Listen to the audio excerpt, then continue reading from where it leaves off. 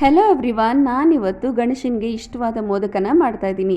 ಈ ಮೋದಕನ ಮಾಡೋದಕ್ಕೆ 1/4 kg ಅಷ್ಟು ಬೆಲ್ಲನ ತೊಗೊಂಡು ಅದಕ್ಕೆ ಸ್ವಲ್ಪ ನೀರನ್ನ ಹಾಕಿ ಪಾಕನ ರೆಡಿ ಮಾಡ್ಕೊತಾ ಇದ್ದೀನಿ. ಇದಕ್ಕೆ ನಾನು ಅರ್ಧದಷ್ಟು ತೆಂಗಿನಕಾಯಿನ ತುರಿದಿಟ್ಕೊಂಡು ಹಾಕ್ತಾಯಿದ್ದೀನಿ. ತೆಂಗಿನಕಾಯಿನ ಹಸಿ ಸ್ಮೆಲ್ ಹೋಗೋವರೆಗೂ ಪಾಕದಲ್ಲಿ ಸ್ವಲ್ಪ ಹೊತ್ತು ಹುರ್ಕೊಂಡು 4-5 ಸ್ಪೂನಷ್ಟು ಗಸಗಸೆನೂ ಕೂಡ ಹಾಕಿ ಮಿಕ್ಸ್ ಮಾಡಿಕೊಂಡು ಆಮೇಲೆ ನಾನು 1 ಕಪ್ ಅಷ್ಟು ಹುರ್ಗಡ್ಲೆನ ಪೌಡ್ರ್ ಮಾಡಿಕೊಂಡು ಹಾಕೋತಾ ಇದ್ದೀನಿ. ಕಡಲೆ ಜೊತೆಗೆ ನಾನು ಏಲಕ್ಕಿ ಕೂಡ ಪೌಡ್ರ್ ಮಾಡಿ ಹಾಕೊಂಡಿದ್ದೀನಿ. ಈಗ ಎಲ್ಲಾನು ಚೆನ್ನಾಗಿ ಮಿಕ್ಸ್ ಮಾಡಿಕೊಂಡು ಅದನ್ನ ಸಪ್ರೇಟ್ ಆಗಿ ಎತ್ತಿಡ್ತಾ ಇದ್ದೀನಿ.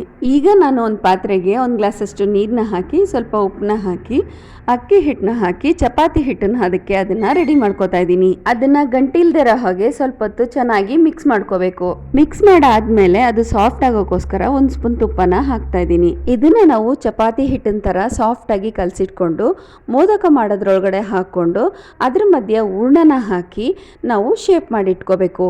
ಈ ತರ ಶೇಪ್ ಮಾಡಿರೋ ಮೋದಕನ ನಾವು ಇಡ್ಲಿ ಪಾತ್ರೆನ ತಗೊಂಡು ಅದರಲ್ಲಿ ಎಣ್ಣೆನ ಹಚ್ಚಿ ಇಡ್ಲಿನ ಹೇಗೆ ಬೇಯಿಸ್ತೀವೋ ಹಾಗೆ ನಾವು 10 ನಿಮಿಷ ಬೇಯಿಸ್ಕೊಬೇಕು.